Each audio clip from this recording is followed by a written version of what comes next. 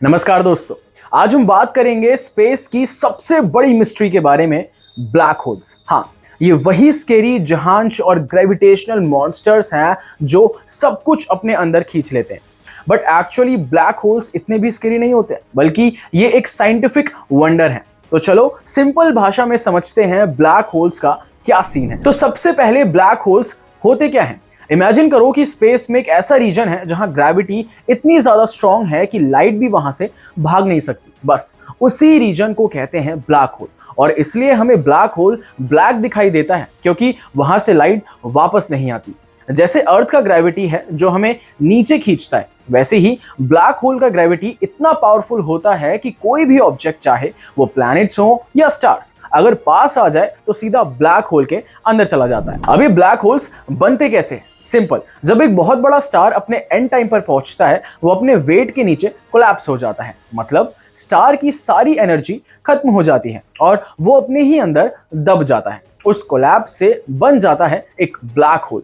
For example balloon. जैसे balloon को सोचो, अगर आप बलून की सारी हवा निकाल दो तो वो छोटा और कंप्रेस्ड हो जाता है। वैसे ही एक मासिव स्टार कोलैप्स करके एक छोटे but incredibly dense black hole में बदल जाता है। ब्लैक होल का एक पार्ट होता है इवेंट होरिजन। ये वो बाउंड्री है जहां से कोई भी ऑब्जेक्ट वंस अंदर चला जाए तो वापस नहीं आ सकता। मतलब it's the point of no return. इसके अंदर गए तो बाय बाय। इमेजिन करो कि एक वाटरफॉल के बिल्कुल ही किनारे पर हो और अगर आपने वहां से जंप किया तो नीचे जाके गिरना तय है। इवेंट होरिजन कुछ ऐसा ही होता है, उसके पार कुछ भी सेफ नहीं है। अब ब्लैक होल के बिल्कुल बीच में होता है सिंगुलैरिटी। यहां पर सारा मैटर एक पॉइंट पर कंप्रेस हो जाता है इनफिनाइट डेंसिटी के साथ। मतलब यूनिवर्स के सारे लॉज, ग्रेविटी, टाइम, सब कुछ यहां ब्रेक डाउन हो जाता है। सिंगुलैरिटी को समझना अब तक साइंटिस्ट के लिए भी एक मिस्ट्री बना हुआ है। फॉर एग्जाम्पल, जैसे हम एक थ्रेड को घुमाते हैं और वो टाइटली एक पॉइंट पर बंध जाता है, वैसे ही सिंगुलैरिटी के अंदर हर चीज एक छोटे से पॉइंट पर बंद हो जाती है, लेकिन ये पॉइंट इनफिनाइट डेंस होता है। ब्लैक होल के पास जाने से एक बहुत इंटरेस्टिंग चीज होती है जिसे कहते हैं स्पेगेटिफिकेशन। मतलब अगर आप ब्लैक होल के करीब गए तो आपका बॉडी एक तरफ से खिंचना शुरू होगा और आप लंबे और पतले हो जाओगे, just like spaghetti. Crazy right? For example, जैसे एक इलास्टिक बैंड को खींचने पर वो लंबा और पतला होता है, वैसे ही ब्लैक होल के पास जाने पर आपका बॉडी खिंचकर एक स्पेगेटी की तरह बन जाएगा। So I suggest you better stay away from the black holes. अब आप सोच रहे होंगे कि हम ब्लैक होल्स को कैसे देख सकते हैं जब वहां से लाइट भी वापस नहीं आती।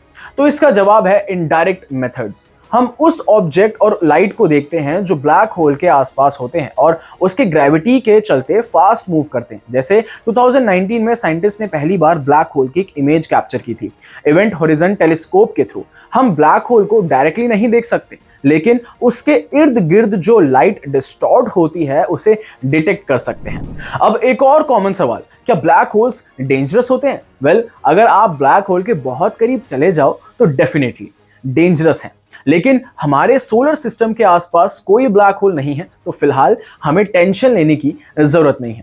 जैसे समुद्र में शार्क्स होते हैं, लेकिन जब तक आप उनके बिल्कुल करीब नहीं जाते हैं वो आपको नुकसान नहीं पहुंचाते। वैसे ही ब्लैक होल्स दूर हैं और सेफ हैं जब तक हम उनके पास नहीं जाते। तो अभी ब्लैक होल्स स्पेस की एक बड़ी मिस्ट्री है, लेकिन फ्यूचर में साइंटिस्ट ब्लैक होल्स को और भी ज्यादा स्टडी कर रहे हैं। शायद एक दिन हम समझ पाएंगे कि सिंगुलैरिटी का असली राज है क्या और क्या ये हमें टाइम ट्रेवल का रास्ता दिखा सकते हैं। तो ये थी स्टोरी ब्लैक होल्स की, स्पेस के सबसे बड़े राज जो हमें यूनिवर्स के डीप सीक्रेट्स बताते हैं। अगर आपको स्पेस और साइंस से रिलेटेड और इंटरेस्टिंग फैक्ट्स चाहिए तो हमारे चैनल को सब्सक्राइब करो और अपने दोस्तों के साथ ये नॉलेज शेयर करना मत भूलना। मिलते हैं अगली वीडियो में। Till then stay tuned.